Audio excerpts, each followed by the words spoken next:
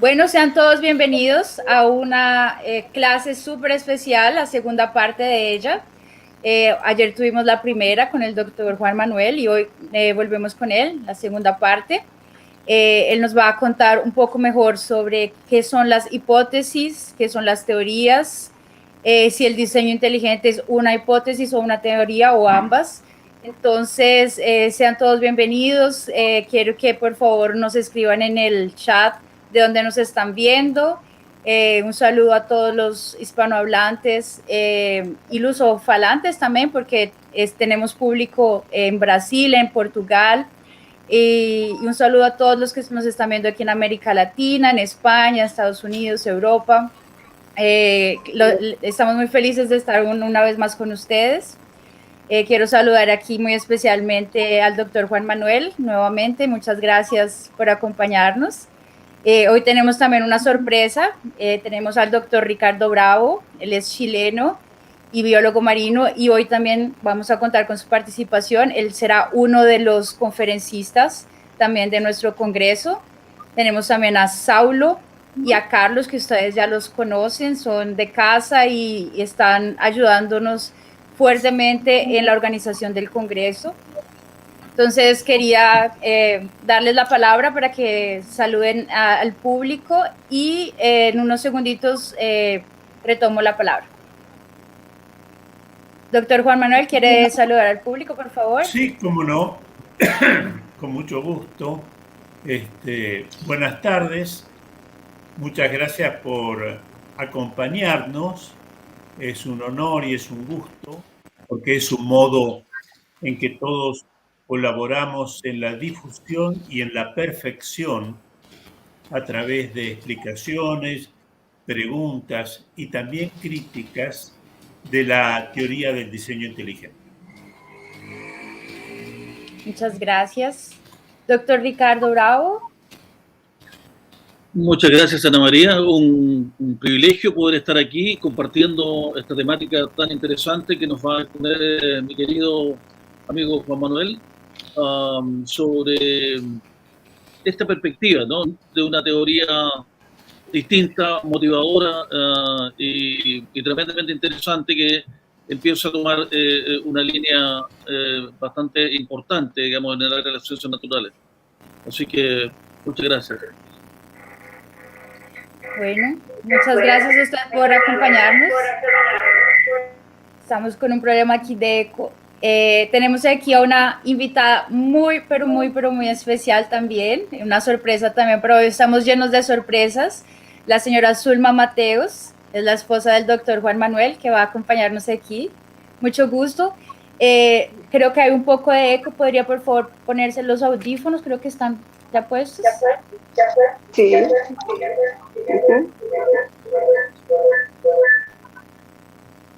Tenemos eco, no sé. Bueno, y hoy, y Saulo y Carlos también quieren saludar rápidamente a nuestro público. Boa noite. Pode falar, Saulo.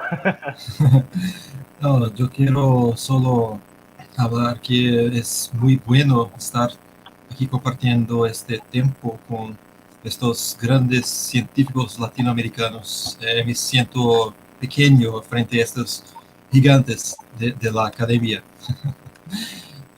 Es un placer estar aqui com vosotros. Buenas noches. Agora vou falar em português para todos os brasileiros que também estão assistindo. Quero dizer que estamos animados para essa segunda parte da palestra do Dr. Juan. Ontem foi incrível e hoje promete ainda ser melhor. Exactamente, todos quedamos muy entusiasmados con la de ayer y él nos prometió que hoy era el plato fuerte, entonces estamos súper ansiosos y ya después de los anuncios que voy a hacer rápidamente vamos a comenzar.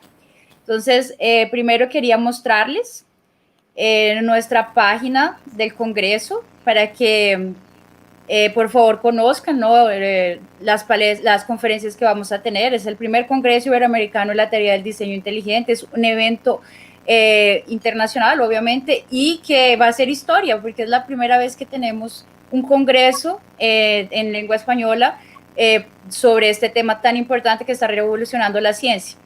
El congreso será el 11 y el 12 de septiembre y va a ser en diferentes usos horarios, ¿no? Como ustedes pueden ver aquí, obviamente. Entonces, ustedes pueden buscar aquí dependiendo de su país y pueden localizar el tiempo, ¿no? de su uso horario. Y un segundo. Y para hacer el registro es muy fácil. Solo basta dar clic aquí, pago en euros o en dólares.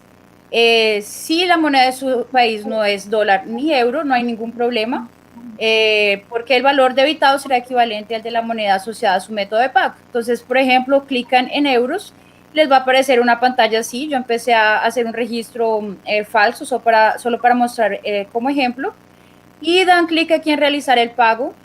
Ahí va a ser, va a dirigirlos a PayPal o tarjeta de débito o crédito. Ahí ustedes colocan sus datos y pronto. Ahí va a ser. Estamos con un problema de eco aquí. Era Saulo. Disculpa, Saulo, que te silencié, pero ya se terminó el eco. Bueno, entonces, como ven, es muy fácil.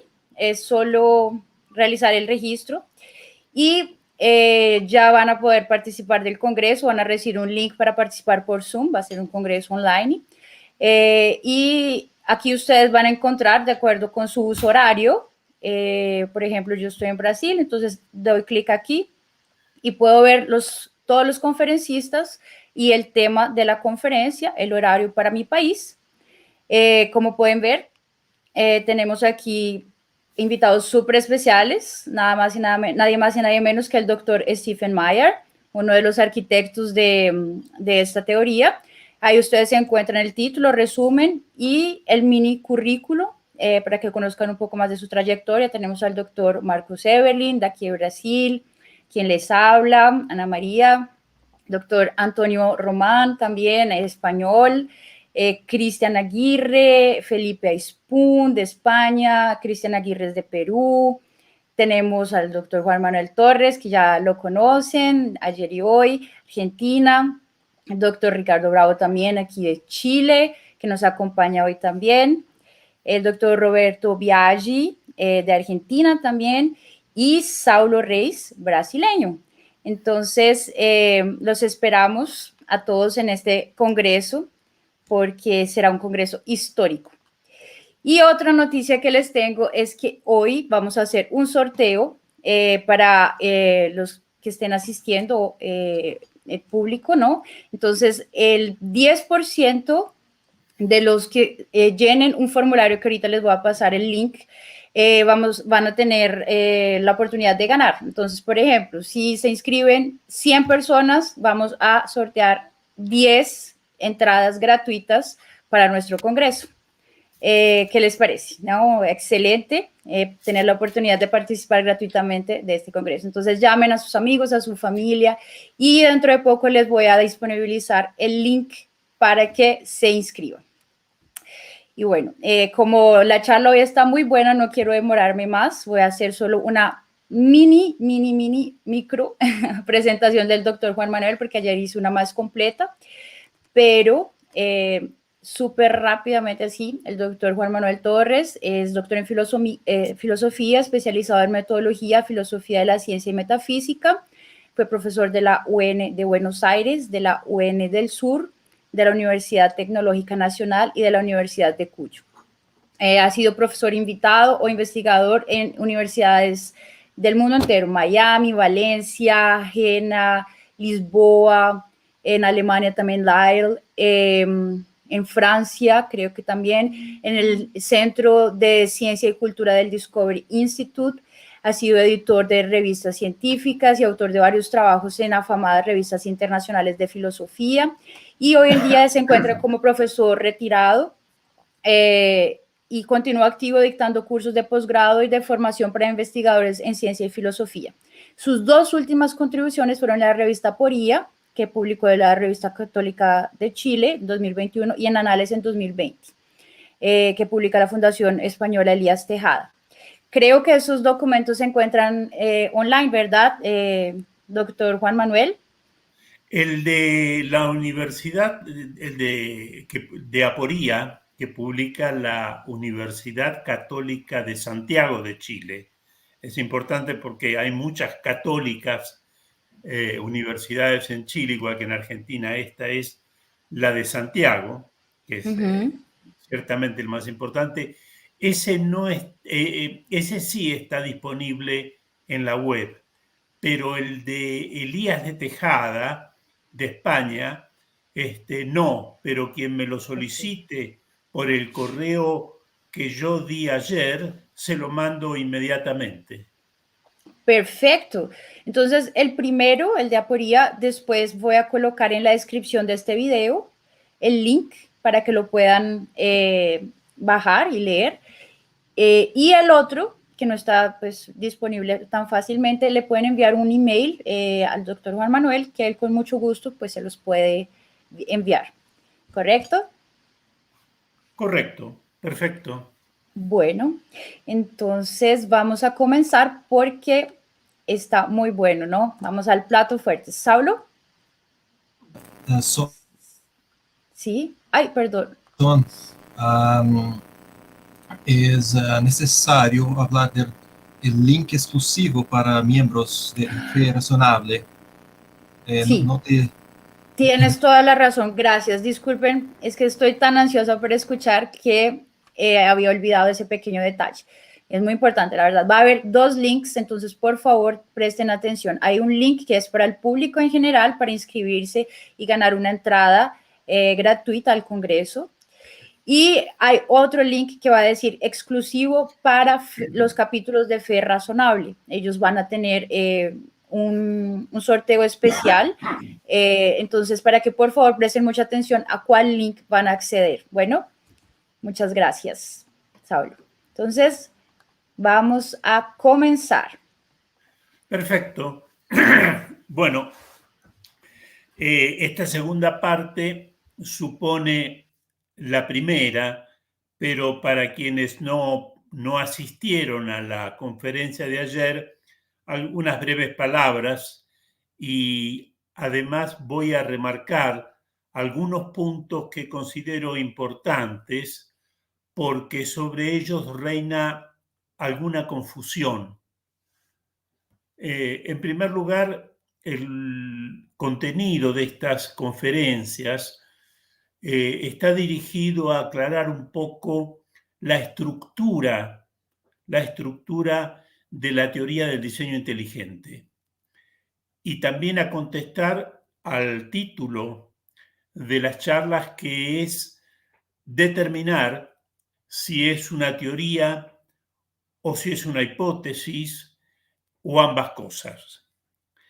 En ese sentido, una de las cosas que quiero remarcar y que es muy importante, que los elementos epistemológicos y lógicos que vamos a usar no son cuestiones medievales o aristotélicas que tienen su valor en muchos aspectos, sino nos vamos a valer de las herramientas que nos ha procurado la filosofía y metodología de la ciencia contemporánea, que aunque quienes la han elucidado de modo brillante, como es el caso de Mario Bunge o el caso de Ulises Mulines, en el caso, por ejemplo, profesor Torretti y otros,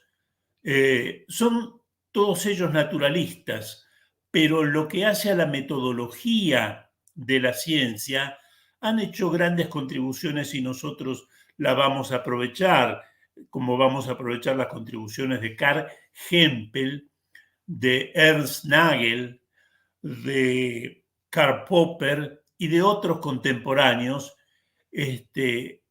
haciendo la aclaración que todos ellos son naturalistas, todos ellos han prestado reverencia a aquel axioma del naturalismo que dice no hay más causas de los fenómenos de los procesos y de las estructuras que conocemos que otras causas, que otros seres materiales. Ellos mismos se han limitado y han sido incapaces de ver, y son incapaces de ver, dónde puede estar la sorpresa. Pero también la comunidad científica los arrastra, consciente o inconscientemente, a tomar posición por el naturalismo. Porque el que no toma posición naturalista dentro de la comunidad académica sufre consecuencias, a veces leves, a veces graves, pero sufre las consecuencias de esa cofradía, por llamarle de ese modo. Quería aclarar este punto porque cuando uno habla de la teoría del diseño inteligente, la primera confusión es pensar que es la vieja teoría creacionista de los medievales y inferir también que por eso se va a usar la metodología epistemológica de Aristóteles, Tomás de Aquino u otros. Eso es absolutamente desacertado, como van a ver ustedes en la charla de hoy. Otra cosa que quería aclarar también es que cuando ayer dijimos que podíamos caracterizar la ciencia como conocimiento fundado, ya de un modo inmediato, ya de un modo mediato, a través de ciertas deducciones que hacemos a partir de lo que es evidente por sí, ya por su forma lógica, ya porque lo conocemos por experiencia directa, y dijimos que eso es la ciencia. Me olvidé mencionar algo muy simple, pero que es muy común cuando discutimos sobre estos temas. Es que cuando uno se descuida, lo corren, lo apartan mediante argumentos ad hominem. ¿Qué quiero decir con esto? La otra vez estaba viendo un amigo que comparte el diseño inteligente, estaba hablando en una universidad española y citó a Jonathan Wells, a quien conozco personalmente, uno de los grandes contribuidores del diseño inteligente. Y le dijeron, pero profesor, Jonathan Wells es bien conocido que pertenece a una familia católica. Bueno, ese es sobre el tipo de argumentos ad hominem que no sirven, pero para quien no está acostumbrado a las discusiones, sobre todo a las discusiones públicas, le pueden causar algún efecto. Lo que interesa en la ciencia son los argumentos y no el contexto social, ideológico, familiar que rodea a una persona. Nadie diría que Dawkins está equivocado porque es ateo o Daniel Dennett. No, están equivocados porque lo que dicen es infundado. Es una cosa muy simple, pero los argumentos ad hominem son muy fuertes y es un error defenderse de ellos de alguna manera. Simplemente hay que decir que no vienen al caso. La tercera cosa que quería rescatar de lo que dijimos ayer, y que es un error un poco generalizado, es lo siguiente. La teoría del diseño inteligente no es el viejo argumento de los medievales e incluso de los modernos de la primera época, como Newton y otros, que como hay fenómenos, irregularidades en el mundo se rige por leyes y si hay leyes hay un legislador y ese legislador es Dios. Sin ánimo de criticar o de elogiar ese argumento, eso no es el diseño inteligente.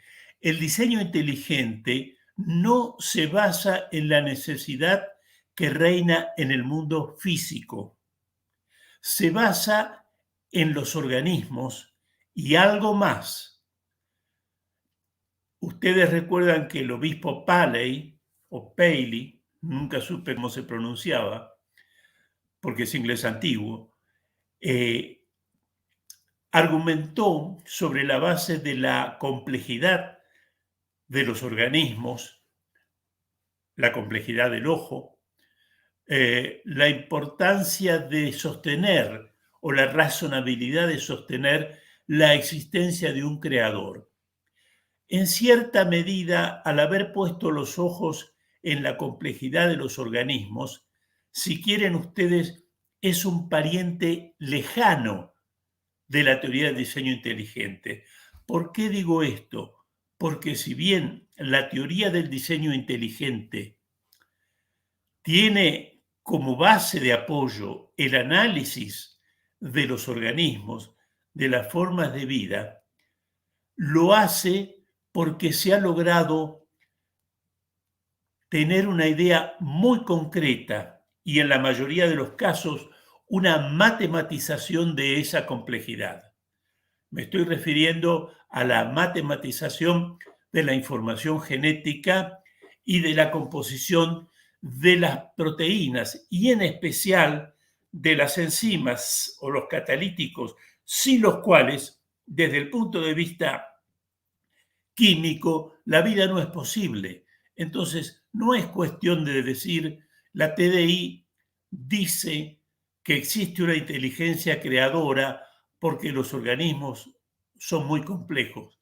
No, lo dice porque tienen una complejidad que hoy, recién hoy, podemos mirar en detalle, como los análisis de Michael Behe del flagelo bacterial o la coagulación de la sangre o el ojo, y además, en principio, podemos medir esa complejidad y averiguar si los recursos probabilísticos que hay en el mundo han sido capaces de crear eso mediante ese célebre juego de azar y necesidad que invocaban los darwinianos. Entonces, así como no hay que hacer caso de los argumentos ad hominem, no hay que tolerar que se diga que esto es la complejidad de los organismos, luego existe Dios. No, no, no. Es la matematización de la complejidad y es hasta donde ahora el ojo ha podido llegar.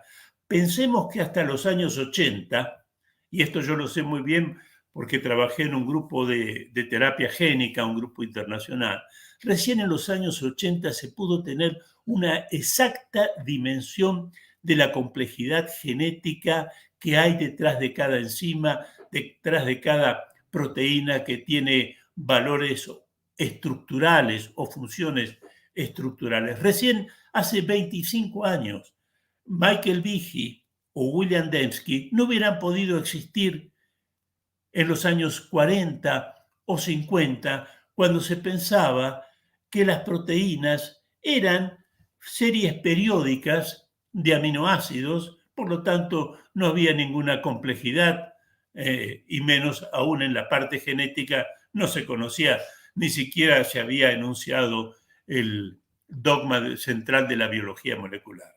Bien, estas cosas son las que quería remarcar de ayer. Ahora vamos a hablar de lo que ayer quedó en la entrada, que son las hipótesis explicativas. Dijimos que una hipótesis es una conjetura, correcto. Que una hipótesis científica es una conjetura confirmada, correcto. Y dijimos que hay varias clases de hipótesis. Hay hipótesis sobre hechos, hipótesis sobre generalidades, hipótesis universales que hablan de todos los elementos de un conjunto, y luego también que hay otro tipo de hipótesis que no vamos a clasificar por cuestiones cuantitativas o veritativas, sino la función que tienen en la ciencia. Y dentro del mundo de las hipótesis, que sería motivo de todo un curso, obviamente, porque hipótesis es el concepto más importante de la ciencia, el más básico, están las hipótesis explicativas. Toda hipótesis explicativa es una hipótesis, pero no toda hipótesis es una hipótesis explicativa. Si yo digo, debajo del suelo mendocino podría o hay petróleo, esa es una hipótesis, pero no es explicativa. Las hipótesis explicativas son aquellas que nos dicen por qué ocurre algo. Y justamente viene al caso hablar de las hipótesis explicativas porque la pregunta universal, ya desde el tiempo de los griegos, es ¿de dónde emergieron, de dónde salieron los organismos, las plantas, los animales, y hoy nos decimos nosotros las bacterias e incluso los virus? Entonces, el problema de la TDI se plantea en primer lugar dentro del mundo de las hipótesis explicativas. Y para entender el diseño inteligente debemos entender primero qué es una hipótesis explicativa, cuándo se confirma y cuándo debe ser rechazada. ¿Por qué? Porque la TDI en principio es una hipótesis explicativa porque explica el origen de los organismos en su parte fundamental. Y ese origen es una inteligencia trascendente. Para explicar qué es una explicación, si me perdonan la redundancia, explicar la explicación, es importante saber que una explicación nace cuando hay algo que explicar en el mundo de la ciencia.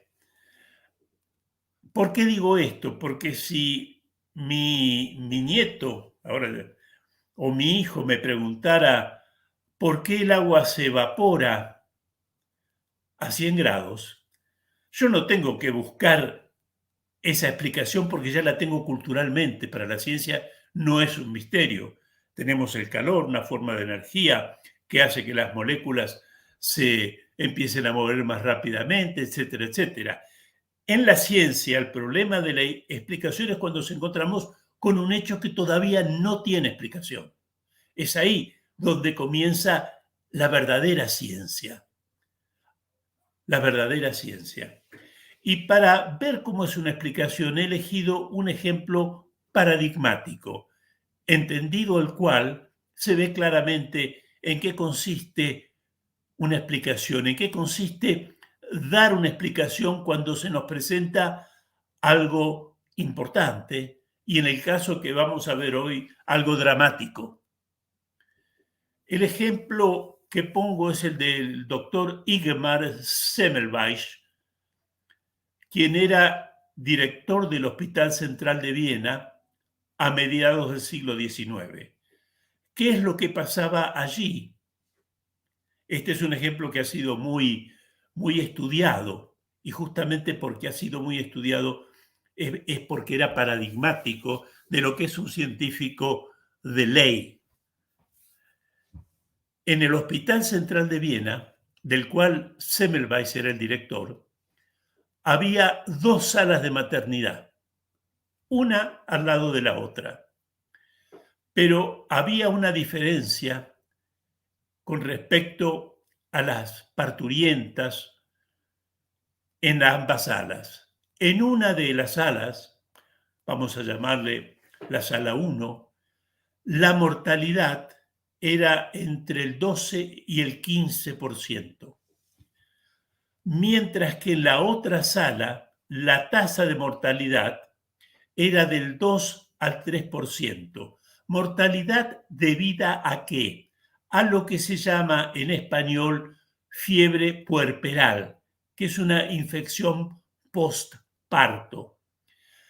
¿Cuál era el drama de este gran científico? Que además fue grande en el sentido humano, no solo por su inteligencia. Que en una sala se cuatriplicaba o se quintuplicaba la tasa de mortalidad por fiebre puerperal, mientras que en la otra la cantidad o la proporción de muertes era la estándar para la época, 2 al 3%. Ahí tenemos algo que explicar. ¿Por qué en una sala hay tanta mortalidad y por qué en la otra sala la mortalidad es la que se esperaba para la época? ¿Qué hace Semmelweis? Es su responsabilidad y además es un drama. Es más, nadie quería ir a esa sala, a la sala 1. ¿Qué hace Semmelweis? En primer lugar, lo que haríamos cualquiera de nosotros. ¿Qué hay en una sala que no hay en la otra? Lo que llaman o llamaban en el siglo XIX el método de la diferencia. Entonces, por ejemplo, Semmelweis se dio cuenta que en la sala 1 las parturientas estaban hacinadas, eran muchas más que en la sala 2. ¿Qué hizo? Sobre la base de esa conjetura, ahí tenemos una conjetura que él pensaba que era la clave del problema que se planteaba. Hizo que la sala 1 tuviera la cantidad normal de parturientas que había que tener. Y la puso a prueba, obviamente. Pero ¿qué pasó? La mortalidad siguió. Obviamente abandonó esa hipótesis o primera conjetura y rápidamente ideó otra conjetura. En la sala 1, las parturientas eran puestas boca arriba, mientras que en la sala 2 eran puestas de costado. ¿Qué hizo? Hizo que las parturientas de la sala 1 se pusieran en la misma posición que las parturientas de la sala 2. Y no solo no bajó la mortalidad en la sala 1, sino que incluso aumentó.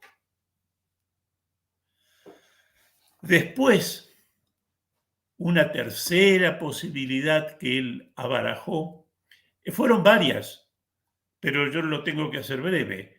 Fíjense lo siguiente, la sala 1 estaba próxima a la capilla donde se hacían los responsos, las oraciones por las muertes, mientras que la sala 2 estaba apartada de esa capilla.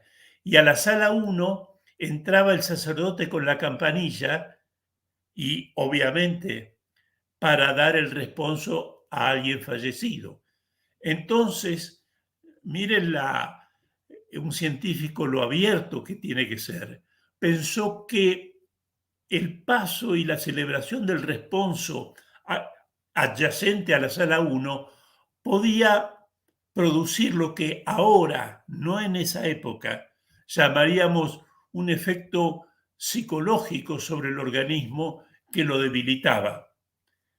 ¿Qué es lo que hizo? Suprimió la capilla y suprimió los responsos. Y la mortalidad seguía.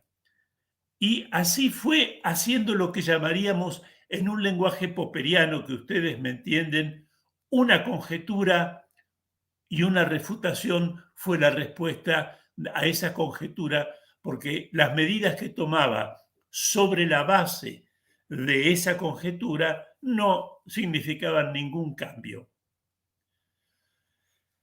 Y esto que yo he relatado en 5 o 7 minutos duró varios años.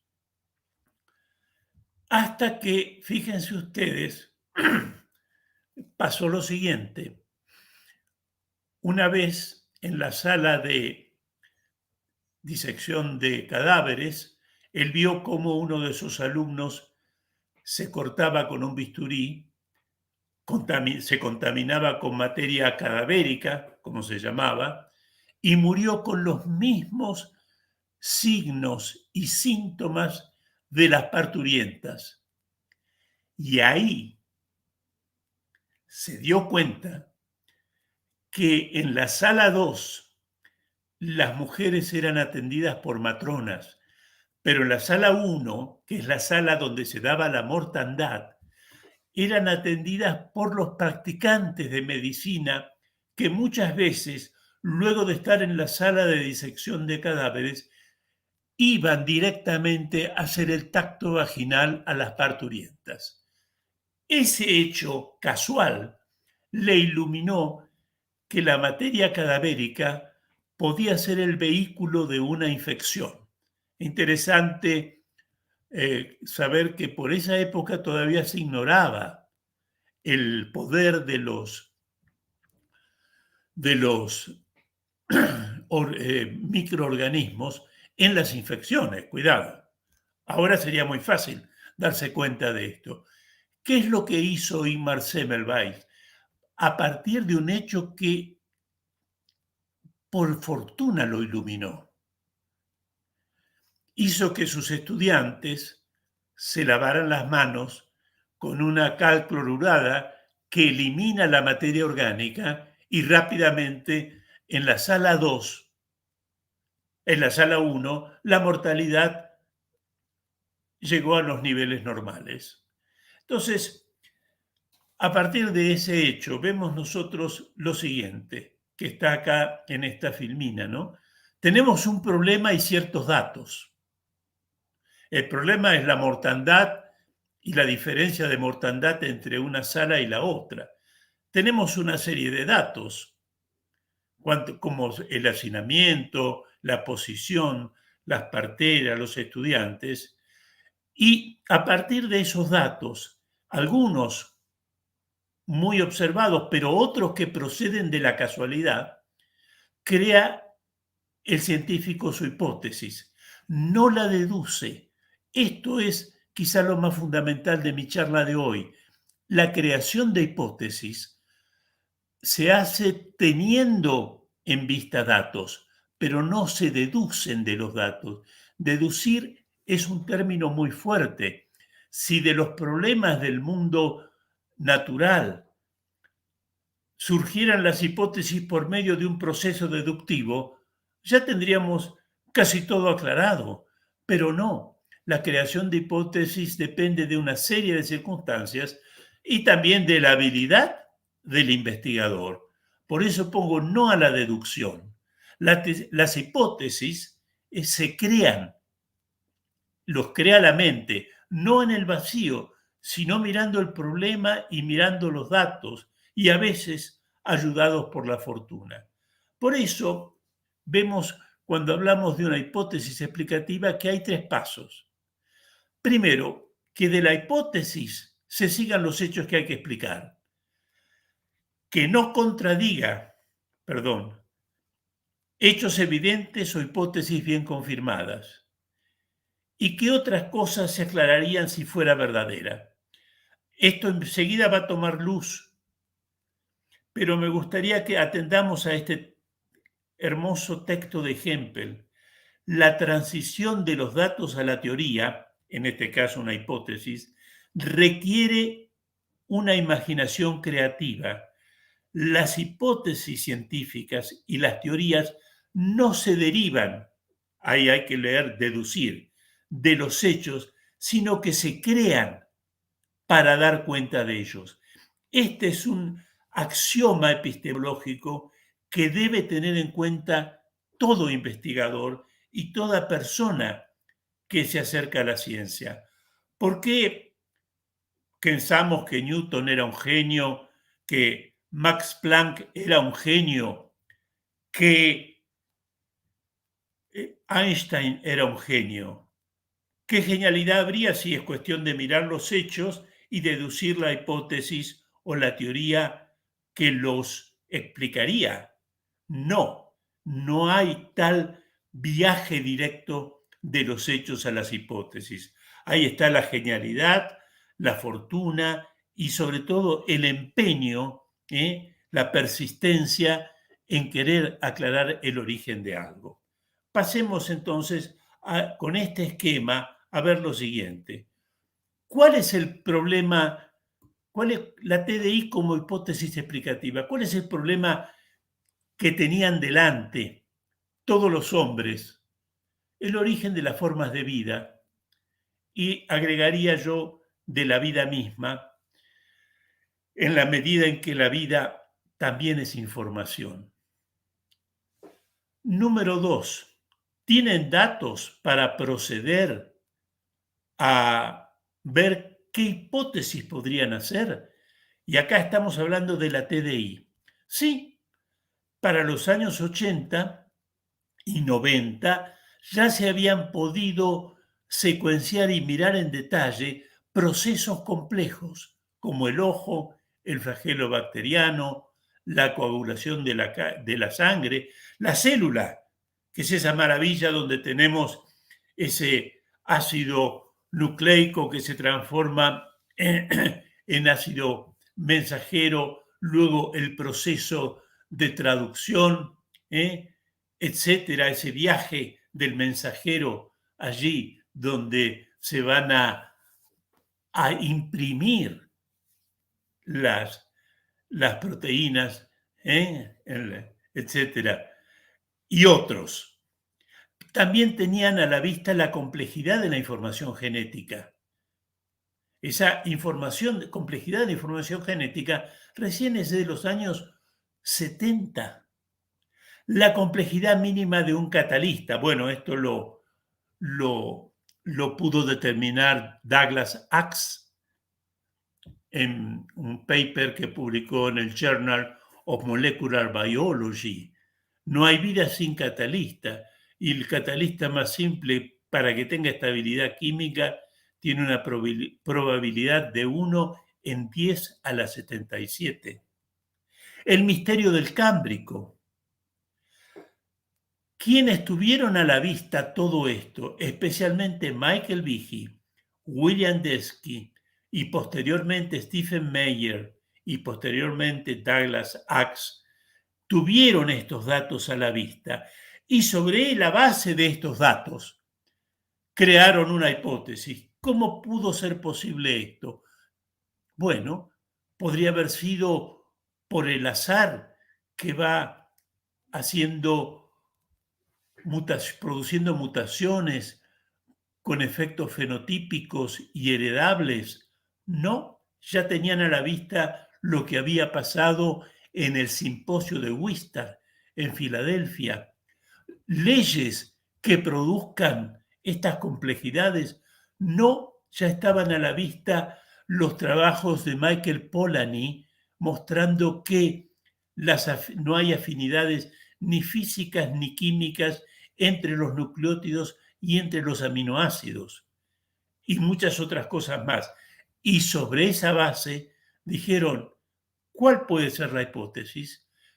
¿Conocemos una facultad o una potencia capaz de producir esta complejidad de entidades o partes que nada tienen que ver física o químicamente entre sí y forman una totalidad con un sentido? Sí. ¿Y cómo se llama esa facultad?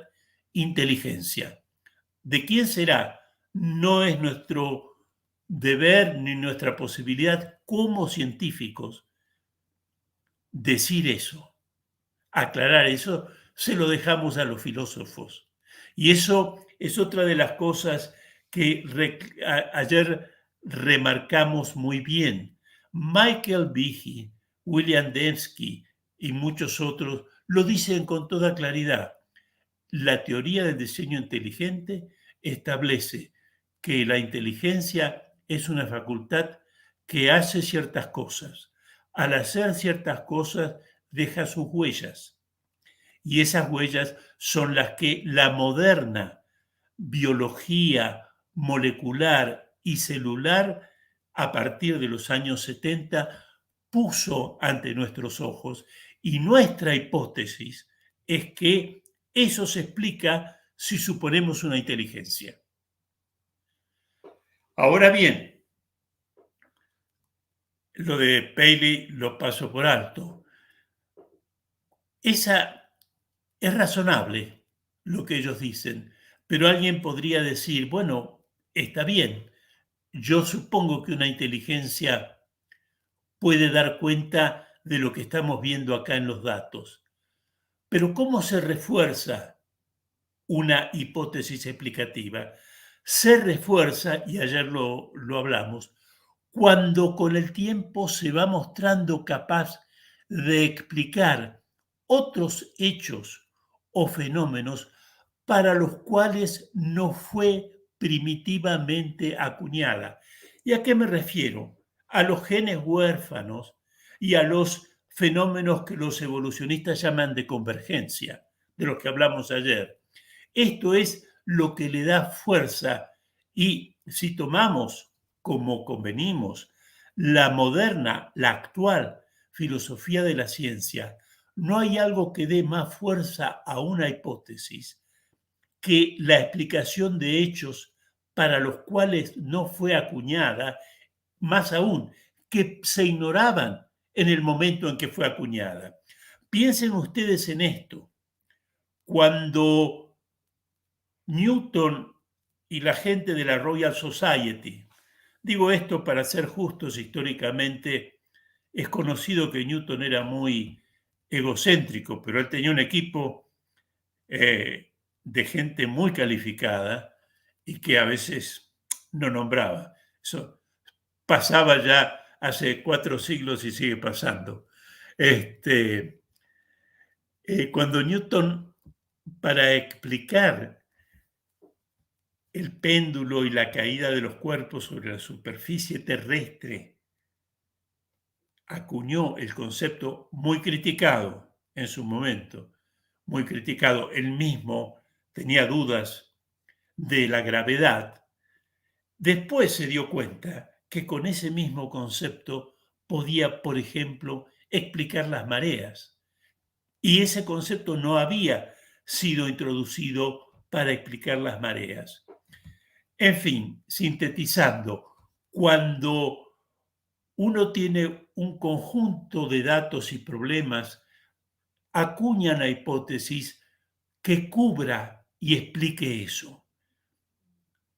Pero cuando, además de explicar eso, explica otras cosas para las que no fue acuñado, ahí es cuando la explicación se convierte no solo en confirmada, porque estos hechos no la contradicen, sino adquiere lo que se llama una fuerza espantosamente convincente. Lo vamos a ver bien ahora, pero además tiene otra ventaja adicional, que acá, que es adicional, no es inmanente. Otra ventaja es que daba una explicación allí donde el naturalismo, representada en su momento por el neodarwinismo, pero ya para los años 80 representada también por el neutralismo de Kimura, por la simbiótica de Lynn Margulis, por los sistemas de autoorganización, no solo el de Stuart Kauffman, sino el de premio Nobel Manfred Eigen. Y lo quiero recordar acá porque, al igual que Ana, yo trabajé con gente del Max Planck de Göttingen, entre ellos con mi amigo, el profesor Bernd Olaf Kieper, quien fue el que dijo, la vida es fundamentalmente información. Y me acuerdo, y disculpen que lo relate ahora, para los que están, que yo trabajé con el cubeta virus, que era un virus cuya enzima replicadora, cuando uno le ponía en el test tube bases nitrogenadas, componía pequeños, se llaman cuasi especies moleculares, no más allá de 350 nucleótidos. Entonces ellos pensaban, y yo también, cuidado, yo he ido cambiando mi modo de pensar, que ese podía ser una prueba, es el experimento de Spiegelman, una prueba del origen de la vida. Tengo una enzima que sin repetir partes de la primitiva estructura del virus, componía pequeños cuasiorganismos, se llamaban cuasiespecies moleculares. Pero, y esto es muy importante, sobre todo para Ana y quienes están en origen de vida, siempre repetían, pero hay que pensar que debió existir un primitivo catalista. Porque sí, ¿por qué? Porque la enzima replicadora del virus cubeta era una enzima altamente compleja, la famosa cubeta replicasa. Y justamente lo que el profesor Douglas Axe mostró es que el más primitivo de los catalistas ya tiene una complejidad informacional imposible de conseguir con los recursos disponibles del universo por mero azar. La inteligencia lo puede, pero no el mero azar. Pero vayamos a esto, que es un poco el resumen. Vean ustedes lo siguiente. Fíjense en la primera fórmula. Acá estamos usando la fórmula, la lógica matemática más elemental, pero sirva para muestra que estamos usando los recursos de la ciencia actual. No estamos usando el silogismo de Aristóteles o alguna cosa de esas de la que nos quieren correr, etc. Fíjense, dice, si la hipótesis, entonces se sigue el hecho, ¿sí? Por ejemplo, la posición de las parturientas tiene que ver con la fiebre puerperal, con la mortandad. Entonces, si saco eso, pero ¿qué sucede? No, la hipótesis es falsa. Las hago poner como las de la sala 2 y el resultado es que no cambia la mortandad. Luego lo que está falso es la hipótesis. O sea, si yo tengo una hipótesis que predice que haciendo ciertas cosas van a pasar ciertas otras y esas no pasan, lo que se rechaza es la hipótesis. Eso es lo que en latín se llama el modus tollens. Pero cuidado, y acá me quiero hacer cargo de algo muy importante. Cuando los hechos se desarrollan de acuerdo a como dice la hipótesis, en este caso la hipótesis correcta, diríamos nosotros, no puedo decir, por lo tanto, la hipótesis es verdadera, sino simplemente tengo que decir, la hipótesis está confirmada. Nunca puedo volver de los hechos bien explicados a decir la explicación es verdadera, porque muchas veces en la historia de la ciencia hemos visto que un hecho problemático recibe la explicación de dos hipótesis que se contradicen entre sí. Una hipótesis a lo más que puede aspirar es a la confirmación. Pero cuando esa confirmación viene acompañada de la aparición de una explicación de fenómenos para los cuales no fue primitivamente acuñada, entonces la confirmación gana en prestigio y gana en fuerza. Esto lo resumo yo en algo importante. Confirmado no es igual a verdadero. Desconfirmado en general es falso, aunque no siempre. ¿Por qué decimos esto? Hay dos fuentes. Una es la lógica, pero otra es la historia de la ciencia. Fíjense, desconfirmado es falso. En el siglo XIX, Prost, por ejemplo, había afirmado que los elementos se correlacionaban, los elementos químicos, con números enteros, pero las mediciones desconfirmaban esa hipótesis. Y sin embargo tenía razón, porque estaban pesando los isótopos.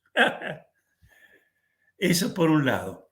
Y después hemos visto que teorías que alguna vez se consideraron verdaderas, grandes como una casa, como la mecánica de partículas clásica, que la gente llama la mecánica newtoniana, que se daba por verdadera cuando apareció la mecánica cuántica y cuando apareció la relatividad, muchos la consideraron falsa. Fíjense que en la mecánica de Newton, por ejemplo, el espacio se considera separado del tiempo como dos receptáculos donde están los fenómenos, uno en el espacio y otro en el tiempo, mientras que en la relatividad van juntos. Si no hay espacio, no hay tiempo. Por eso Hawking escribió aquel libro Historia del tiempo. Vean el caso de la mecánica newtoniana, que todos estudiamos en el colegio. Si a mí me dan la velocidad, la posición, la dirección de una partícula en un momento t1, yo puedo matemáticamente decir dónde está en el momento t2, pero lo que muestra la mecánica cuántica, que del átomo puertas para adentro no podemos predecir de esa manera la posición de una partícula en un momento T2. Entonces, la historia de la ciencia nos muestra una cosa importante, que hay hipótesis confirmadas, que hay hipótesis muy confirmadas, como lo vimos en el caso de la TDI, pero no podemos dar un paso más y decir, tan confirmadas están que ya no es solo confirmación. Es verdad, cuidado, pero vamos a volver a esto. Es importante, de cualquier manera, que hay dos tipos de confirmación, la empírica y la experimental. Todo lo experimental es empírico, pero no todo lo empírico es experimental. ¿Qué es lo empírico? Fíjense que nosotros podemos tener una hipótesis muy brillante, muy bien detallada, de la vida de una estrella. Enanas blancas, agujeros negros, en fin, la vida de una estrella desde su mejor momento hasta el momento que se apaga. Pero no es un conocimiento directamente empírico, no tenemos estrellas para experimentar con ellas. Pero lo experimental es mucho más fuerte. Si yo digo este material se desmagnetiza a la temperatura de Curie, lo puedo repetir una y mil veces. Lo experimental tiene una fuerza que no tiene lo empírico. Todo lo experimental es empírico, pero no todo lo que es empírico es experimental. Y lo muy bueno que tiene como fuerza para la teoría del diseño inteligente, que las investigaciones de Polanyi y otros sobre la no afinidad física y química de los nucleótidos que forman, o mejor dicho, constituyen la información genética, tiene base experimental, no empírica solamente. Bien, vamos ahora a tratar de contestar a la pregunta. Entonces, se ve claro que la teoría del diseño inteligente es una explicación, una hipótesis, que cubre un conjunto de problemas que no habían tenido solución y que no solo cubrió esos problemas, sino aclaró los otros. En los años 90, cuando Michael Behe y William Dembski escriben sus obras, los genes huérfanos se consideraban que eran muy pocos y era una rareza de esa. Vaya a saber por qué la naturaleza pone genes que no tienen homólogos en otros que se consideraban sus predecesores. Bien, ahora vamos a ver si además de ser una teoría fuertemente confirmada, una hipótesis fuertemente confirmada, es una teoría. Para entender lo que es una teoría dentro de la ciencia, hay que entender el concepto de ley. Una ley es un enunciado en forma matemática con el cual podemos hacer predicciones contrafácticas. Acá hay dos cosas interesantes, la matematización y lo contrafáctico. Fíjense, las 4 leyes de la mecánica. Tomemos el principio de acción y reacción. Yo digo, todo cuerpo, toda acción supone una reacción de la misma intensidad y en sentido contrario. Lo puedo medir. Y digo además, ¿y si en el siglo XXII hiciéramos una acción, como disparar un proyectil, también se seguiría cumpliendo? O sea, lo contrafáctico es lo típico de las leyes científicas. Podemos hacer afirmaciones contrafácticas, lo cual carece de todo sentido en el mundo social y ni hablar en el mundo político.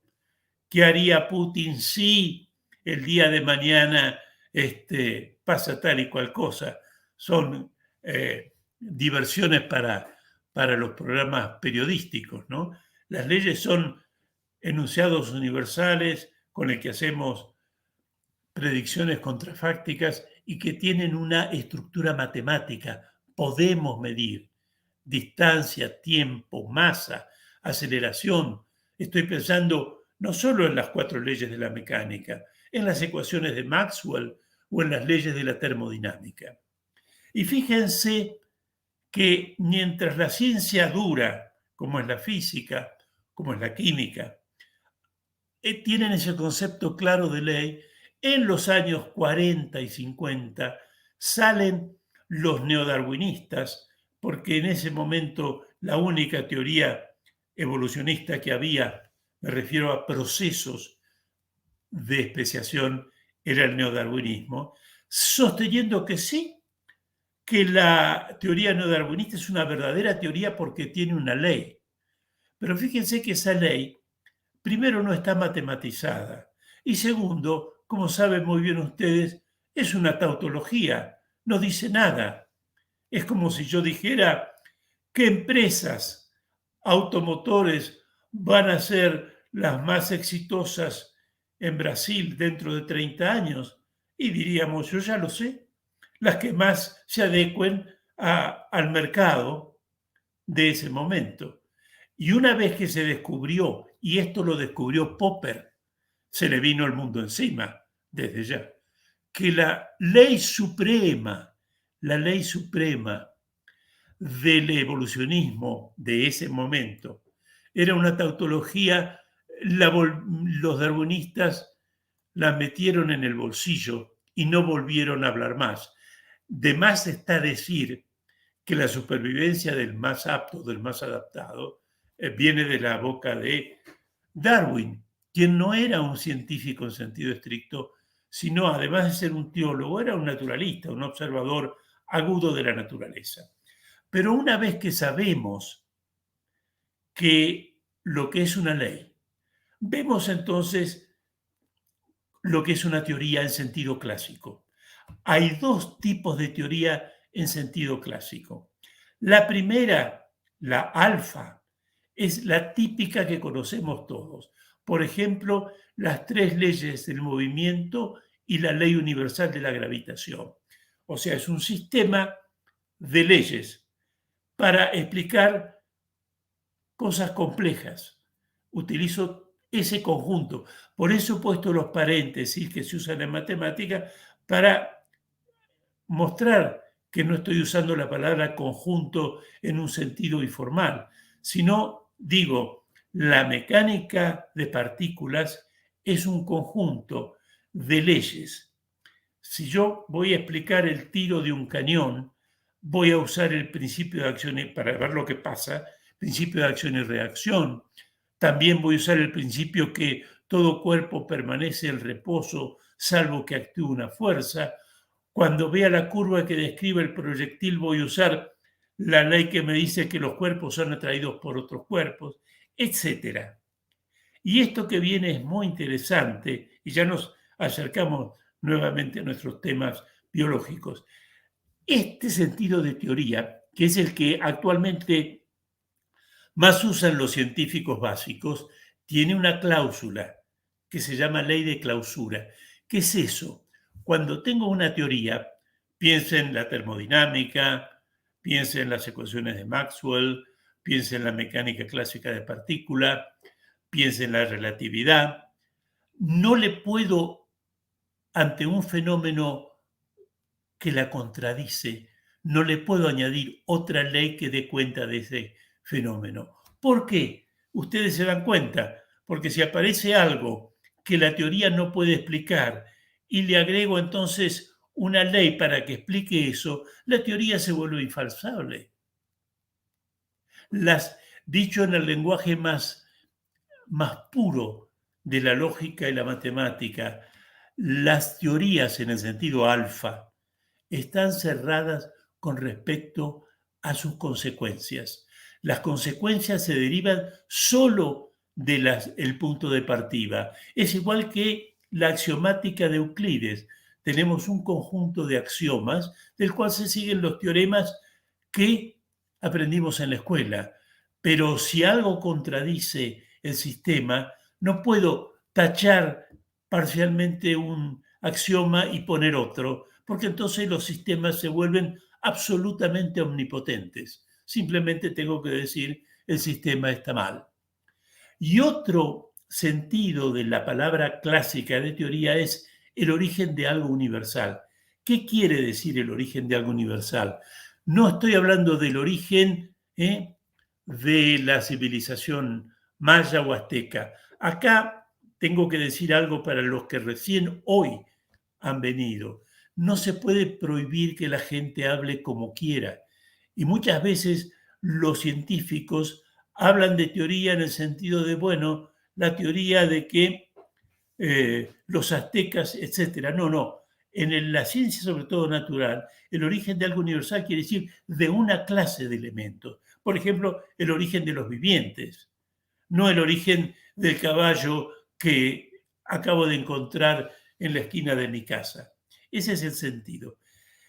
Y fíjense que en orden a tratar de adecuarse a la teoría clásica de teoría, que es la alfa, en los años 60 el neodarwinismo dijo, sí, tenemos los principios, no son matemáticos como los que tienen las leyes, pero ¿cuáles son los principios? Son los siguientes.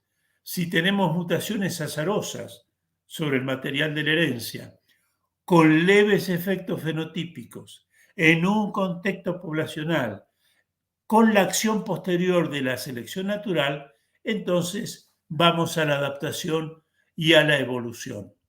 Pero como muy bien saben ustedes, esto hoy día es absolutamente rechazado por la comunidad de los biólogos evolucionistas. Solo los filósofos que no leen libros o papers de biología están en eso. Por ejemplo, la síntesis extendida, como decíamos ayer, dice, no, la selección natural, como dijo Darwin, existe, pero no es la que hace a la estructura esencial de un organismo, sino la que lo pule, por así decir. Entonces, ¿qué hacen? Cambian una de estas leyes y ponen otra. Y eso no se puede hacer como han visto ustedes. Por eso es muy difícil discutir con un evolucionista, porque cambian continuamente la teoría. Dicen cosas raras pero difíciles de refutar. Cuando uno les habla, por ejemplo, de Lynn Margulis, dicen, bueno, sí, es posible que la célula eucariota se formara por una simbiosis de bacterias. Pero bueno, eso puede ser así. Es imposible refutar al que no ofrece un frente.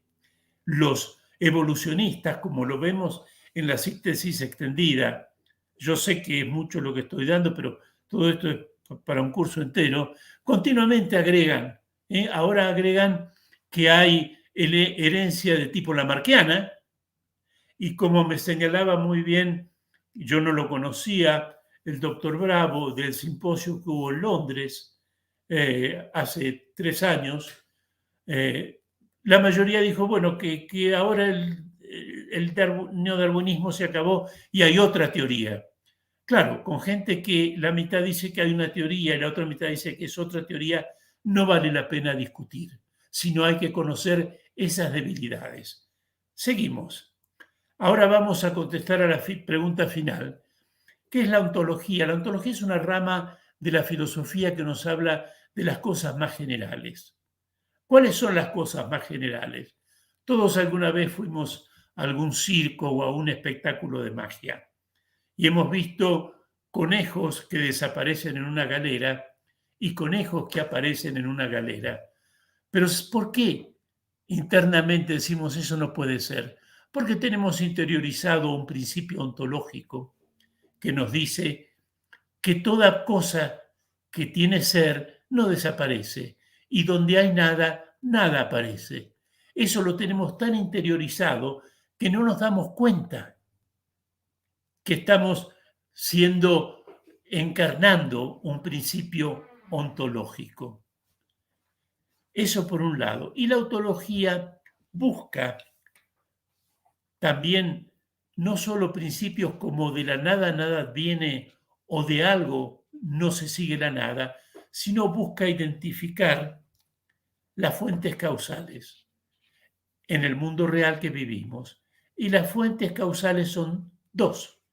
Lo que pasa en virtud de las regulaciones a las que está sometida la materia, como el movimiento de los cuerpos, o lo que es contingente. ¿Y qué es lo que es contingente? Lo que pasa, pero podría no haber pasado. Y lo que pasa, pero podría no haber pasado, a su vez tiene dos fuentes: el azar o la inteligencia. Para ser más claro, creo que esto es claro, pero siempre hay que apoyarse. Recuerden la anécdota que algunos dicen que fue real, otros dicen que no, de la manzana que le cayó a Newton en la cabeza.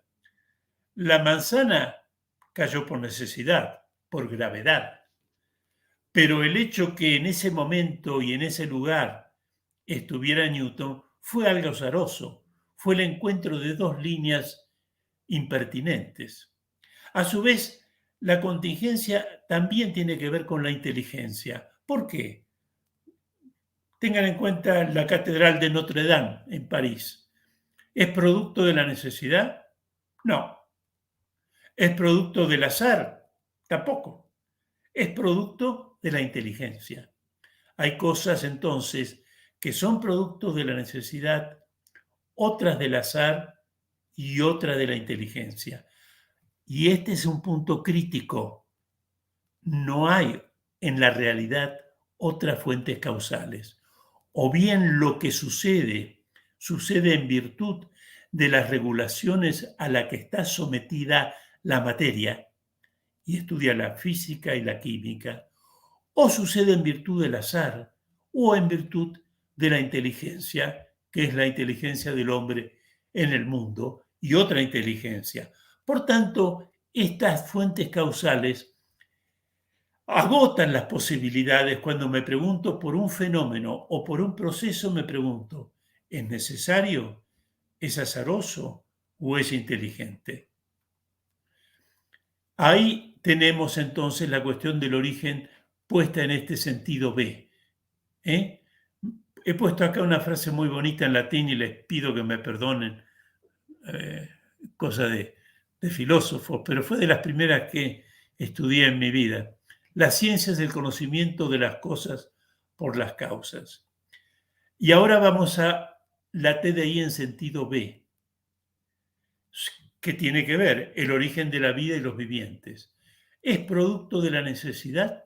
No, por razones experimentales. Acá estoy pensando en Polanyi. Y recuerden que lo experimental es muy fuerte. ¿Es producto del azar? No, porque los recursos probabilísticos son insuficientes. Por tanto, y acá aparece un silogismo disyuntivo, si hay algo y hay tres fuentes causales y las dos primeras no dan razón de ello, sí lo da la inteligencia.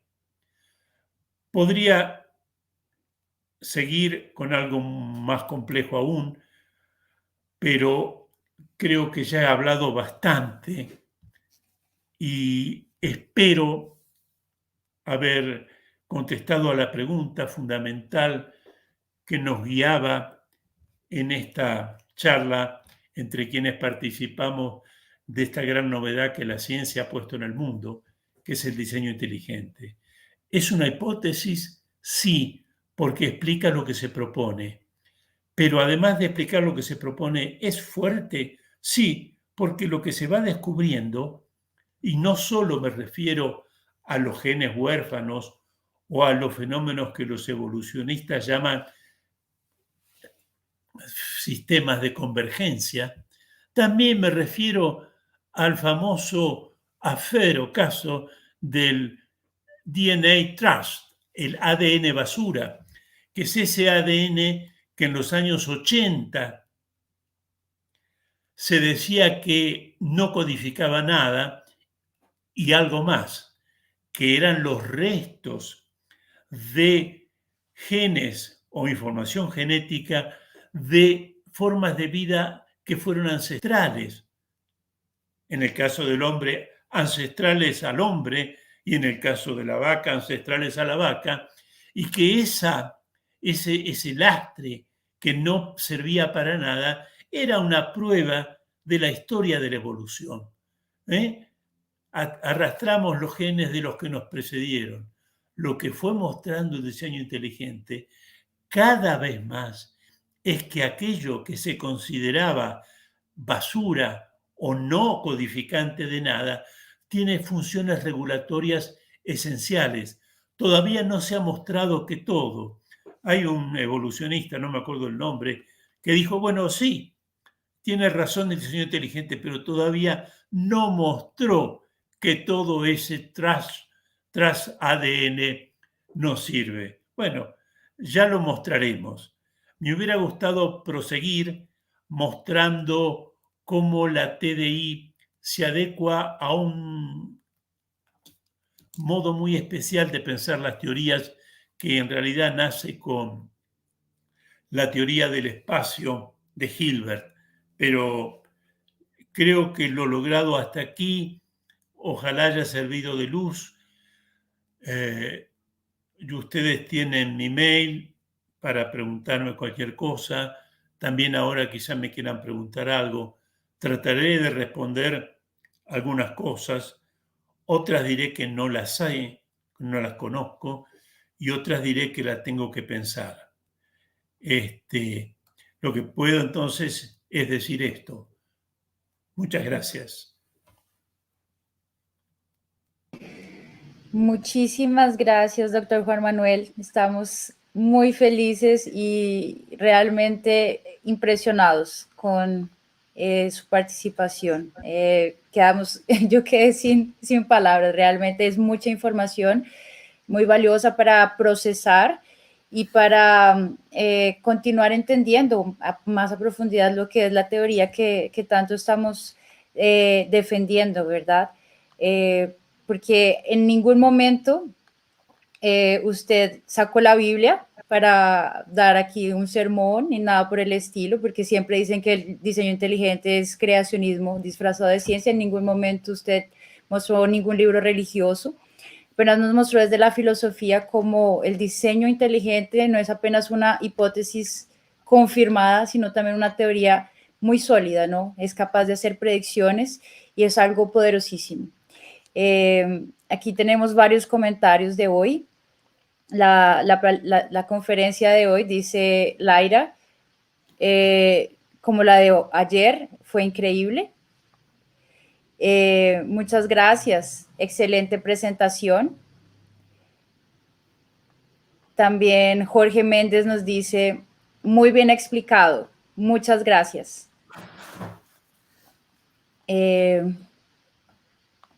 Tenemos aquí una primera pregunta general y dice, ¿qué libros recomiendan leer para profundizar sobre la TDI? A mí me parece que el libro más importante, porque es muy universal, es el libro de Stephen Meyer, La duda de Darwin, Darwin's Doubt. El problema es que solo está en inglés. Ese es un problema. Yo le recomendaría ese libro. También el libro de Densky, Intelligent Design, es muy... no hay un libro preferido, pero la duda de Darwin o el otro libro de Stephen Meyer, Signature in the Cell, firma en la célula, aclara mucho, sobre todo con relación a una pregunta que me fue hecha ayer sobre los orígenes del diseño inteligente. Me refiero, por un lado, al simposio de Wistar y, por otro lado, al descubrimiento de Polanyi de la falta de afinidad química de los nucleótidos y también, aunque de eso habla menos, de los aminoácidos. ¿Por qué eso es importante? Porque eso habla de una tarea de composición. Y la composición de lo que es distinto en orden a formar una unidad con sentido solamente lo puede hacer una facultad que es la inteligencia. Correcto. Correcto. Bueno, Ana. yo tengo una... ¿sí, Saulo? No, yo solo quiero hacer una pregunta para Bueno. doctor Juan Manuel. Doctor Juan Manuel, quiero agradecerte en primer lugar por su presencia y su tiempo en esta charla muy clara e instructiva para mí como matemático. Yo noté que usaste lógica simbólica para ilustrar una relación válida de una hipótesis a una conclusión a modus ponens en modus tollens, y eso me recuerda todo el desarrollo de la filosofía analítica. Y la filosofía analítica se desarrolló muy inspirada en las matemáticas, y hoy veo que existe una estrecha relación entre la filosofía analítica y la filosofía de la información. Para mí, la filosofía de la información parece estar fuertemente influenciada por un académico llamado Marcelo Barbieri. Y usted, como filósofo, ¿cómo ve el desarrollo de una filosofía o metafísica de la información, como la que ha propuesto William Dembski, y la relación de esta metafísica con el paradigma del diseño inteligente? ¿Cómo ves el desarrollo de esta metafísica de la información? Bien, gracias por la pregunta. Voy a contestar parcialmente. La teoría de la información es central a la teoría del diseño inteligente. El famoso teorema de Wolper-McCready, no free lunch, que es el que utiliza William Dembski, ha sido esencial para la teoría del diseño inteligente. ¿Por qué? Y esto me gustaría que sirva para quienes no conocen la relación que hay entre las ciencias de la información y el problema de la evolución. ¿Cuál es esa relación? Y después contesto la pregunta, a una parte por lo menos. Nosotros podemos pensar, nosotros sabemos que el ADN es información. Entonces, los algoritmos evolutivos en informática se han querido comparar a un proceso evolutivo. Pero mientras que los algoritmos evolutivos uno los tiene que preparar para que sepan qué buscar y en qué contexto, la evolución no es preparable para saber qué tiene que buscar y en qué contexto. La mutación aparece totalmente de modo aleatorio. Entonces, cuando se ha querido mostrar que los algoritmos evolutivos funcionan y por tanto también funciona la evolución, porque uno puede ver la evolución como un algoritmo que va cambiando con el tiempo. Pero en la preparación de un algoritmo evolutivo, yo tengo que preparar el sistema para que sepa qué buscar, pero yo no puedo preparar al ADN para que sepa qué mutación buscar. Simplemente le acaece la mutación. Y me quiero referir de modo muy especial a un paper que publicó el Centro Nacional de Educación de los Estados Unidos, en un intento de refutar el teorema Nofri-Lange de Dembski. Dice, la evolución, dice el paper de estos evolucionistas, no busca nada, aparece lo que aparece, y si la selección natural le da el visto bueno, progresa. Pero ahí hay un error fundamental. Supongamos que es así, que hay evolución y la evolución no busca nada, pero ahí hay un error. La evolución tiene que buscar algo, catalistas. Sin eso no hay vida. Y ahí es donde entra en la discusión el hallazgo de Douglas Axe, un catalista para cumplir su función y tener estabilidad química, ya tiene que tener una complejidad informacional que no es obtenible con los recursos probabilísticos y por tanto no es obtenible por azar. Algunos quieren pasar por alto esta objeción y decir, como Stuart Kaufman, bueno, por ahí se formó un catalista muy complejo de novo. Pero eso es imposible, es un milagro y además peca contra el dogma central del evolucionismo, que dicen que al comienzo la información fue muy pobre y luego se fue complejizando. No, de entrada tuvo que ser compleja si la vida supone catalistas, y lo supone. Ese es el punto. En fin, lo que quiero decir es que el teorema del Nofri-Lange de Wolpert-McCready es el que mostró que el diseño inteligente tenía razón. ¿Por qué? Porque evidentemente no se puede formar información compleja y con sentido por puro azar.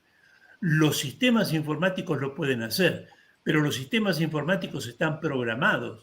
El sistema informático que reconoce mi cara cuando entro a un barrio en donde vivo, muy común por los robos, es porque ya fue preparado para reconocerme a mí y abrirme la barrera. No hay un sistema informático que funcione desde cero. Se le da información y en función de esa información puede buscar exitosamente y rápidamente más información, pero eso no sucede con la vida. Fantástica respuesta. No sé Muchas si gracias. podría agregar algo. Por poquito. favor, doctor Ricardo, por favor, gracias. Sí, porque Saulo hacía referencia a Marcelo Barbieri. Marcelo Barbieri es un investigador que ha desarrollado fuertemente una nueva área de la ciencia desde hace unos 15 años aproximadamente, que es la biosemiótica. Y la biosemiótica estudia cómo se producen los códigos y señales en el ADN, en las relaciones intercelulares, y se aproxima al diseño inteligente, pero no alcanza a llegar. Él postula 3 paradigmas para el origen de la vida. Uno que ya está obsoleto, el que dice que la vida es química, Uri y Miller en 1953, eso ya está obsoleto. Luego un segundo paradigma, que la vida es química más información, pero no solo información. Y pasamos entonces al tercer paradigma, que la vida es química más información más códigos. Es el tercer paradigma. Entonces, Barbieri dice que lo importante es entender cómo moléculas inertes, inorgánicas, pasan a formar moléculas orgánicas con información, pero ahí es donde él se queda corto, porque quiere seguirlo explicando desde alguna ley natural que aún no se ha descubierto. Cuando lo ha explicado muy bien mi querido amigo Juan Manuel aquí, los códigos en los genes son producto de la inteligencia por cuanto hay un programa altamente sofisticado allí, información codificada allí altamente compleja, con múltiples funciones, y por tanto la biosemiótica se acerca. Incluso hay artículos científicos que se atreven a hablar de metafísica. Se están atreviendo a hablar de metafísica en biosemiótica. Es interesante porque la filosofía del materialismo va quedando sin sustento, porque efectivamente se está mirando más allá, ¿no?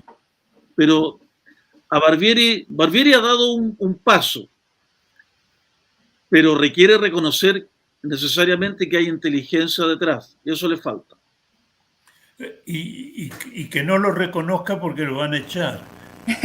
Bueno, Nosotros precisamos dar el próximo paso, ¿sí? Nosotros estamos dando el próximo paso. Estamos. Muchas gracias Muchas por gracias. su comentario, doctor Ricardo. Fantástico. Realmente la información biológica da jaque mate al naturalismo, ¿no? El origen de la información biológica. Y Barbieri está acercándose, pero le falta un poquito, ¿no? Y bueno, continuando con las preguntas, yo tengo una. Y es algo muy relacionado con, digamos, una de las áreas que más me gusta del diseño inteligente, que es el origen de la vida.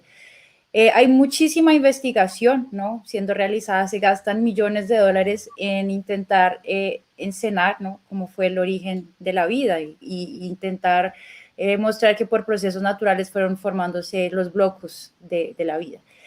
Sin embargo, pues usted nos explicó muy bien hoy que el origen de la vida es un problema ontológico, ¿sí? No hay cómo pasar de lo inmaterial a lo vivo, es imposible, es algo ontológico. ¿Deberían entonces los científicos dejar de hacer esas investigaciones y de pronto dejar de gastar tanto tiempo, recursos en algo que no tiene solución por ser algo ontológico? Yo quería decir algo comentando lo que dice Ana. Hay un libro famoso de Kenyon que se llama Predestinación Química, Biochemical Predestination, donde se ve después si uno sigue la trayectoria de Kenyon, ve todo el fracaso de haber querido pensar en secuencias fortuitas, luego cuando aparecieron las ribosimas, haber pensado en el RNA y en muchas cosas de ese tipo, y todas han fracasado. Pero lo que quería decir es esto, y se relaciona con lo de ayer. Hay un aspecto social, las teorías como el neodarwinismo y los movimientos como el evolucionismo son empresas sociales, tienen revistas, dinero de investigación, pero en los Estados Unidos, esto es importantísimo, mucho de lo que depende de la vida económica del profesor tiene que ver con los proyectos. No es como, no sé, en otros países como en la Argentina, que el profesor tiene un sueldo y vive de ese sueldo. En Estados Unidos también, pero hay muchos que no tienen tenure, lo que se llama tenure, y viven de los proyectos. Ahora, si un proyecto se muere, entonces, ¿qué hago? Me muero de hambre.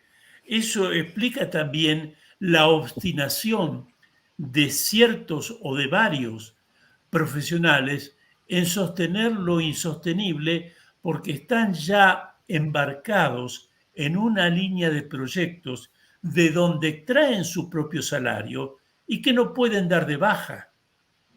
Por eso, y contestando una pregunta de ayer, hay hipótesis desconfirmadas o que no tienen confirmación, como tratar de mostrar cómo se formó la primera secuencia de aminoácidos que después se trasladó a los ácidos nucleicos, de ácidos nucleicos que después se juntó a los aminoácidos, que sabemos que están totalmente desvirtuadas y ya refutadas hace mucho tiempo, pero siguen con eso porque la vida económica de muchos también depende de eso. Es como la política. Sí, así es. Pero entonces, siendo sensatos, ¿deberíamos entonces parar de hacer esas investigaciones? Si se pudiera escoger, no depender, digamos, de esos proyectos. ¿Sería sensato dejar de hacerlo ya que es un problema ontológico o deberíamos continuar mostrando que es imposible? Porque es lo que se ha demostrado en las últimas décadas. Lo que más se muestra es que realmente es imposible, no algo posible. Sí. Y bueno, uno tiene que seguir con el perfeccionamiento, la difusión de la teoría del diseño inteligente, que es la única que ha sido capaz de explicar el origen de las formas de vida y si la vida es información. Como decía Keepers, mi amigo y maestro, también la teoría del diseño inteligente abarca tanto el origen de la vida como el origen de las formas de vida, pero sobre la base que la vida es fundamentalmente información. Y yo creo que sí que lo es. Por eso el problema es el origen de la información biológica. Y ese origen, la única que lo puede explicar es la inteligencia trascendente. Correcto. Muchas gracias. Queremos saludar también a Kesia Salgado, está desde Estados Unidos. Hola Kesia, ¿cómo estás? Hola a todos, saludos. Gracias por la participación. Gracias al doctor Juan Manuel, a todos. Es un honor. Muchas gracias. Kesia nos está ayudando también a la organización del Congreso y va a ser la traductora del doctor Stephen Meyer. Y también les tenemos una sorpresa. También va a participar el doctor Casey Luskin en nuestro Congreso. Recibimos la confirmación de su participación esta semana. Entonces, Kesia, que es brasileña y habla perfecto inglés, portugués y español, será la traductora oficial de nuestro Congreso. Entonces, si no saben inglés, no se preocupen porque va a ser traducido. ¿Sí? Tenemos aquí una pregunta de Laira. Espérense un segundito, por favor, que se me perdió aquí.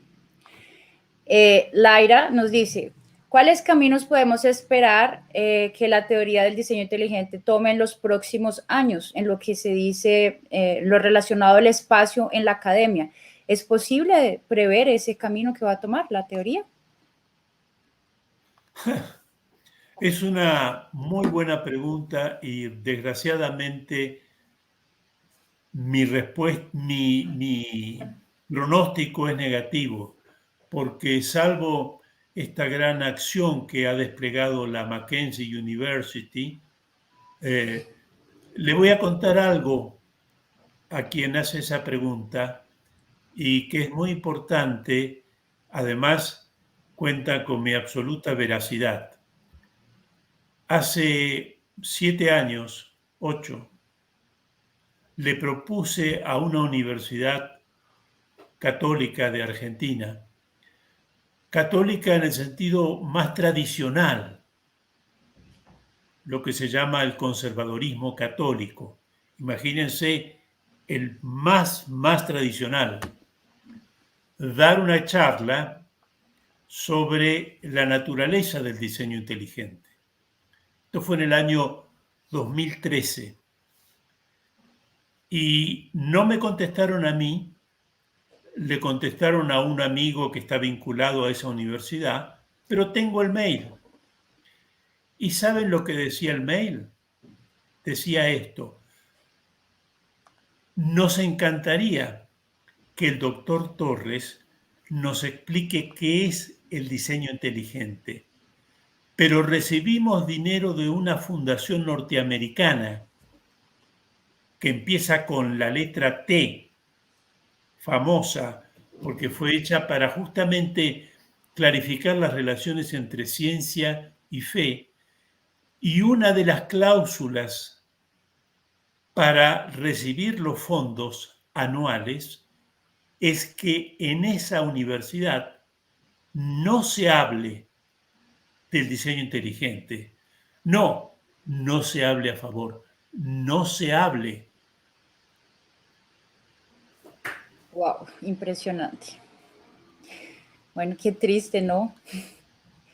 Estamos dando una batalla la negación de lo que es una universidad, porque una universidad, en tanto es universidad, debiera estar abierta a todas las teorías y defender con argumentos el por qué tal teoría sí y tal otra no. Exactamente, o sea, la ciencia se ha basado en la duda, ¿no? En la cultura de la duda, en poder... Claro, pero es una ideología y una ideología perversa porque persigue a quienes no la comparten. Así es. Me acuerdo muy bien las notas que me dio el profesor Bravo cuando él dio una charla sobre el diseño inteligente en la Universidad de Santiago de Chile, de gente quejándose que en la universidad se hablaran de esas cosas. Y muchas notas, me acuerdo, y creo que no cometo ninguna infidencia en relatar esto. 2012. 2012. Muy triste. Muy triste. Bueno, a mí no me dejaron hablar en una que era muy católica. Solo me dejaron hablar en una jesuítica de Colombia, pero porque no tenía mucha idea. Ay, bueno. Después ya no te invitaron más. Doctora Ana, claro. doctora Ana, Sí. ¿puedo hacerle una pregunta, un comentario? Por favor, por favor. Y nos gustaría Sí. también conocer un poco más de usted. Cuéntenos, por favor. Bueno, yo provengo de la filosofía y mi campo ha sido la filosofía del lenguaje, pero es un tema sumamente interesante para mí, el de la teoría del diseño inteligente, que la he conocido a través del doctor Torres. Y lo que voy a comentar es justamente desde el campo de la filosofía. Dentro de la filosofía, bueno, sabemos que a través de toda la historia de la filosofía, desde la antigüedad hasta, quizá no los contemporáneos, pero sí hasta la Edad Moderna, hemos tenido numerosos filósofos que han tratado de demostrar racionalmente la existencia de Dios. Pero poco le dice eso a la ciencia, poco le dice eso a la ciencia. Es más, de alguna manera, la ciencia siempre, no digo soberbia, pero subestima esos razonamientos de la filosofía. De manera que lo que a mí me interesa desde el punto de vista de la filosofía es que este aporte de la ciencia, de la teoría del diseño inteligente, es de gran interés para la filosofía, porque ahora sí que no es un simple razonamiento especulativo, no es simple razonamiento de los filósofos, sino que probado por la ciencia, por lo menos la necesidad de postular una inteligencia, no va más allá la teoría por lo que yo sé, pero a partir de ahí la filosofía puede trabajar. Es un campo muy rico que se abre para la filosofía y quisiera preguntarle al doctor Torres si él como filósofo lo ve de esa forma. Sí, lo veo de esa forma y justamente en ese trabajo que me publicó la revista Aporía de la Universidad Católica de Santiago de Chile, al final yo trato de mostrar cómo la que debe dar ese salto es el filósofo. Fíjense que Newton y Santo Tomás dan un paso un poco torpe y pasan del orden del mundo a la existencia de Dios, mientras que el diseño inteligente ha sido muy prudente. Ha dicho, acá hay huellas de una inteligencia. Sabemos lo que es una inteligencia, la teoría de Sternberg, por ejemplo, pero dejamos a los filósofos continuar. Lo que sucede que para que el filósofo entienda eso, tiene que tener formación académica, científica, si no, no va a entender. Eso por un lado. Y además, esto para usted que estudia filosofía del lenguaje, acuérdese del compromiso ontológico del cual nos habla Quine en su libro From a Logical Point of View. La comunidad científica ha hecho un compromiso corporativo de no hablar de nada que pueda parecerle a Dios. Pero los filósofos no tenemos por qué adherir a esas ideologías. Y en ese sentido tenemos mucha más libertad. Pero los científicos tienen que cuidarse hasta cuidar su puesto, como dice William Dembski. Nunca hables del diseño inteligente hasta que hayas obtenido el tenure, que ya no te puedan echar, porque te vas a quedar atrás en tu carrera.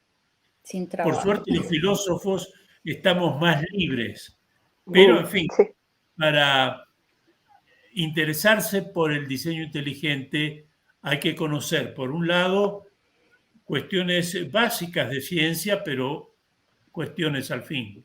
Y también tener una formación en metodología de la ciencia y una mente abierta a aceptar lo extraordinario. Sí.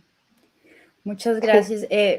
Sobre eso me surge una pregunta, porque, por ejemplo, yo admiro muchísimo al doctor William Lane Craig, y él dice que el diseño inteligente desde el punto de vista filosófico no tiene, digamos, ningún error lógico, pero él no admite que el diseño inteligente sea ciencia.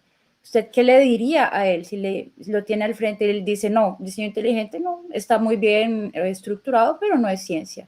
No, lo que hemos mostrado hoy es que es ciencia, porque es una hipótesis que da explicación a los problemas que surgen, que puede predecir en el terreno empírico, como la cuestión de los orphan genes y los sistemas de convergencia y la cuestión del ADN basura, se adelanta, y si los puede explicar es porque se está moviendo en el mundo empírico.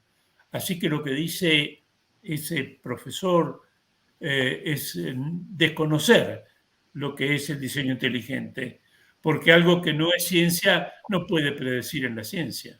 ¿Será tal vez por esa falta, digamos, de una formación científica, que es lo que usted estaba diciendo hace un momento? Esa falta digamos, de estar más próximo a las ciencias naturales. Totalmente. Cuando uno ve lo que se dice del diseño inteligente, o bien la gente no tiene formación científica, o bien tiene un lobby con el evolucionismo, entonces tiene que construir un muñeco con el diseño inteligente para poder voltearlo fácilmente, lo que en inglés llaman un strawman. Decir que el diseño inteligente es lo que siempre se dijo, que los organismos son muy complejos y por eso hay que acudir a Dios, o porque como no se encuentra explicación, hay un agujero, entonces buscamos a Dios. No, cuantificamos la información, y si yo, que es lo que hace el evolucionismo, no dejo entrar la matemática a la biología, entonces el diseño inteligente se vuelve débil. Pero la matemática es la clave para la fuerza del diseño inteligente. Cuantificar la información y saber si en la historia de la Tierra y con los recursos probabilísticos disponibles, esa maravilla de los organismos es posible.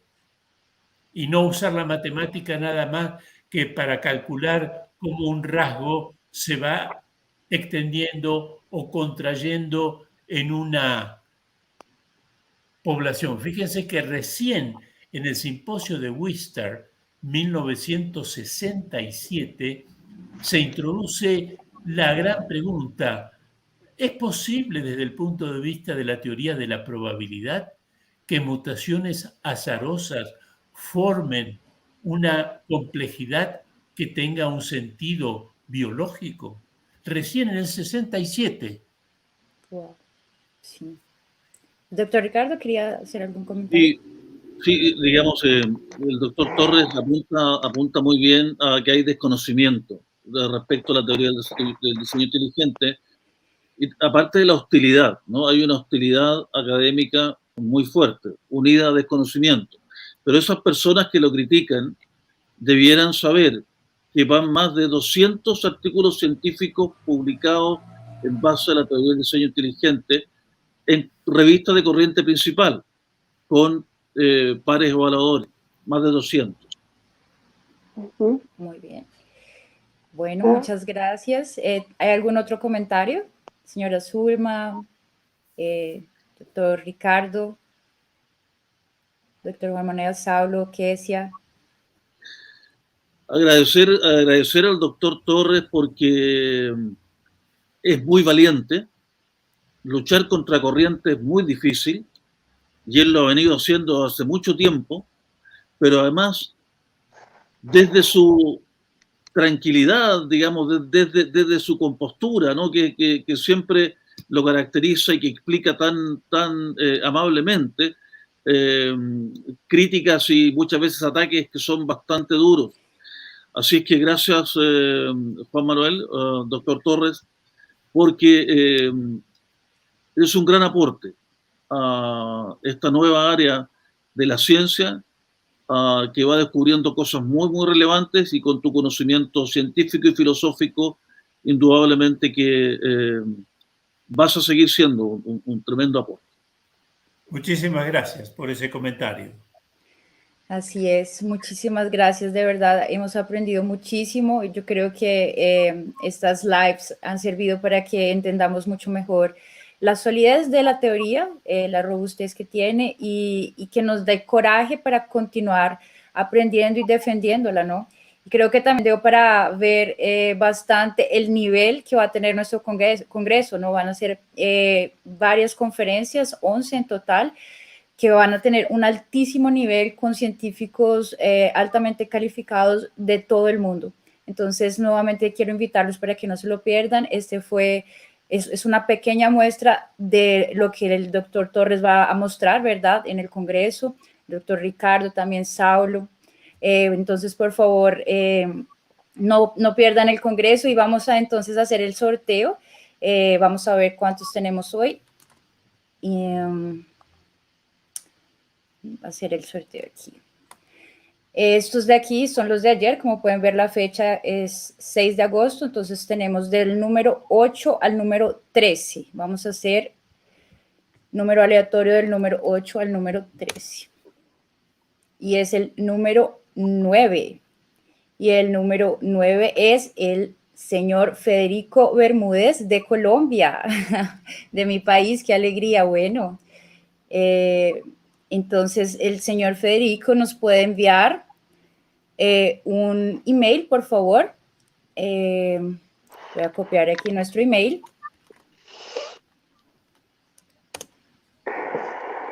Y, por favor, nos envíe los siguientes datos. Sería el nombre completo, fecha de nacimiento, ciudad de residencia, bueno, y el país, que ya sabemos que es Colombia. Entonces, después le enviaremos entonces los datos de cómo puede ingresar a los links de Zoom, donde vamos a tener nuestro congreso virtual. ¿Algún comentario final, Saulo, Kesia, sobre el congreso? Inviten, por favor, si quieren hablar en portugués también para los brasileños. ¿Puedo hablar en portugués? El doctor Torres vivió en Lisboa 3 años, ¿verdad? 3 años. Entonces nos puede hablar en portugués también. Los otros días leí un paper, y con esto me despido porque estoy un poco cansado, que ponía 5 condiciones para que algo florezca en el mundo académico. Primero, que tenga un nombre. Ya lo tiene, teoría del diseño inteligente. Segundo, que hagan congresos en torno a esa temática. Tercero, que comiencen a existir publicaciones propias de esa temática. Por ejemplo, una revista que se llame Intelligent Design Journal. Tercero. Cuarto, prestigiosos investigadores participando. Y el número 5, no me acuerdo. I apologize. Nos lo Pero queda eran debiendo. 5 temas. Pero Pero ya tenemos vuelvo a 4, decir, tenemos 4. Ya los con esto tenemos. me despido nada más. Detrás del darwinismo está la persistencia de los que viven de esas investigaciones y no pueden renunciar. Y aunque renuncien a Darwin porque ahora dicen cosas distintas, para que no los confundan, se siguen llamando darwinistas, aunque ya no lo son, porque el darwinismo, salvo en algún aspecto, ha muerto, ¿no? Pero también detrás de eso hay un aspecto metafísico. Yo no he querido hablar ni de religión, ni de Dios, ni de esas cosas, porque no era el tema, y además en eso puedo dar opinión nada más. Detrás hay una cosa maligna en todo esto, igual que muchas cosas que pasan en el mundo, que es la negación de la verdad y la negación, no la negación de Dios, la burla hacia quien tiene solamente la idea razonable de que Dios existe o puede existir, porque al fin y al cabo lo que nos dice el diseño inteligente, hay una inteligencia trascendente, por lo tanto hay un pie para la fe, pero no es religión. Pero bueno, eso trae burlas y trae penalidades a quien dice eso. Y está en el temple de todos nosotros resistir esos embates. Lo que pasa es que hay zonas, que no es la Mackenzie justamente, donde esos embates te pueden matar. Les agradezco a todos la atención dispensada, me disculpo por mis errores y espero que lo mío haya sido útil. Muchas gracias. Extremadamente Ricardo, útil. ojalá nos veamos pronto. Hasta luego. Claro que sí. Muchas gracias. Ya estamos finalizando. Solo aquí el email del doctor Torres para que le puedan enviar las preguntas y quien quiera el artículo, él también solo solicitar lo que lo envía. Un abrazo a todos. Gracias por estarnos acompañando, cada uno de ustedes, y hasta la próxima. El otro jueves, ¿no? Tenemos nuestra próxima live. Un abrazo. Vale. Chao, Ok. chao. Chao. Gracias Chao. por su participación.